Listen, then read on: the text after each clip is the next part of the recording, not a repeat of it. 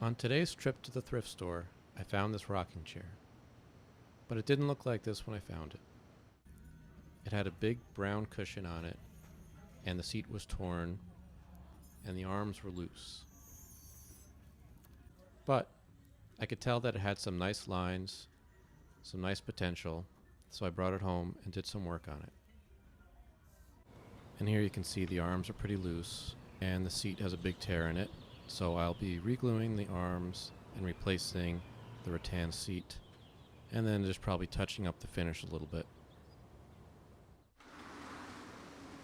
First step was to remove the arm, which was already pretty loose, so it just took a few taps from a rubber mallet.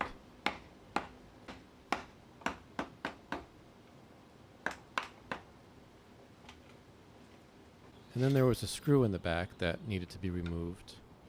And I probably should have removed this first, but it worked out in the end.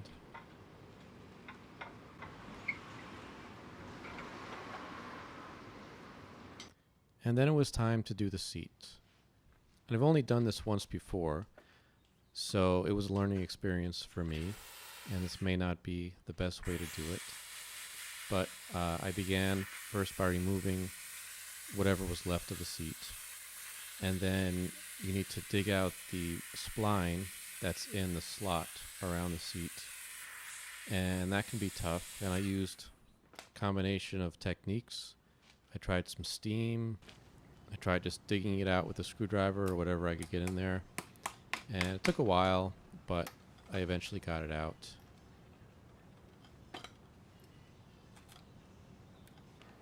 And the next step was to place the rattan over the seat. And I'd soaked it in water for an hour beforehand. And then you need to drive the rattan into the slot around the seat. And for this I used a wedge-shaped piece of wood and a hammer and drove it in. And then once it's all in there, you need to cut off the excess rattan. And for this I used a chisel and hammer.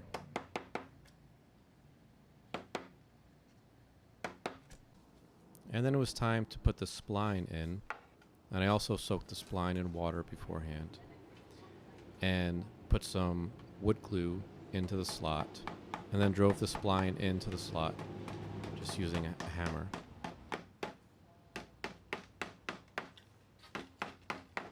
And when I got to the end, I cut about a 45-degree miter in the end of the spline to meet with the other end of the spline.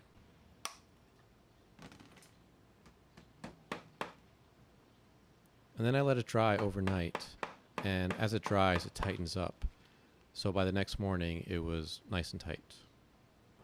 So the natural color of the rattan was a little too light for my taste. There was too much contrast between the wood and the rattan, so I took some walnut colored toner lacquer, which is basically just lacquer with some color in it, and I sprayed some light coats over the seat. And when using the toner, it's good to gradually build up your color instead of trying to get it all on at once. So I did many light coats. And then once I had sprayed the color, I sprayed some clear lacquer over it to seal the color in. But I found out later that the lacquer wasn't very durable, so I put some wipe-on polyurethane over it instead. So now it was time to put the arms back in. On the bottom end of the arms, they were glued into the seat, but they also had a wedge driven into a slot to tighten them up in the hole. So I needed to replace that, so I took a saw and just cut down through the slot, and then there was space there for me to put a new wedge in. The arms were then glued back on.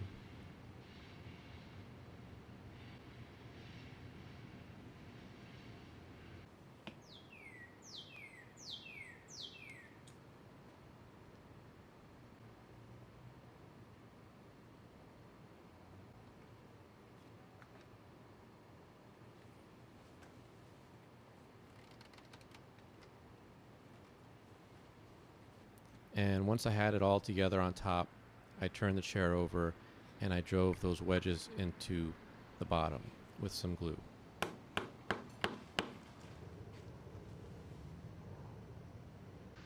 finish was in really good shape, and I didn't really need to do much. I just took some walnut gel stain and I went lightly over the whole chair, and that just helped to fill in some of the scratches and some of the wear marks. And then I made sure to wipe all the excess off so it didn't get sticky. And then I just sprayed over the whole chair with some clear satin lacquer. And here it is all done. Thanks for watching.